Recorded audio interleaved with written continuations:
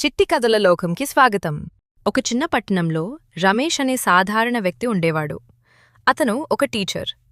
డబ్బు కంటే పిల్లల భవిష్యత్తే అతనికి ముఖ్యము. స్వాతి అతని భార్య. ఆమె ఒక పోలీస్ కానిస్టేబుల్. నిజాయితీ, ధైర్యం ఆమె స్వభావం. వాళ్లకు ఒకే ఒక కొడుకు, అయాన్. వయస్సు 6 సంవత్సరాలు. అయాన్ చాలా చురుకైన పిల్లాడు. ప్రతిరోజూ ఉదయం స్వాతి యూనిఫామ్ వేసుకుని డ్యూటీకి వెళ్తుంటే అయాన్ అడిగేవాడు, అమ్మా, నువ్వు రోజూ బయటికెందుకు వెళ్తావు? స్వాతి నవ్వుతూ చెప్పేది, మనల్ని కాపాడటానికిరా. అయాన్ గర్వంగా తలెత్తి నిలబడేవాడు.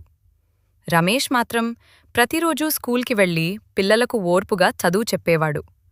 సాయంత్రం ఇంటికి వచ్చి అయాన్తో కలిసి చదువుకునేవాడు.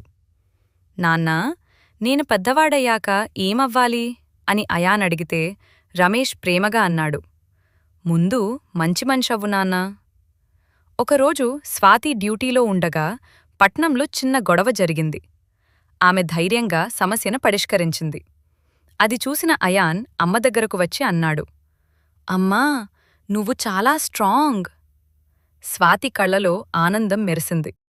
ఆమె అయాన్ని హత్తుకుని చెప్పింది, నీ నాన్నలా నువ్వూ మంచిగా ఉండాలి. ఆ రాత్రి 3 మంది కలిసి భోజనం చేస్తూ నవ్వుకున్నారు.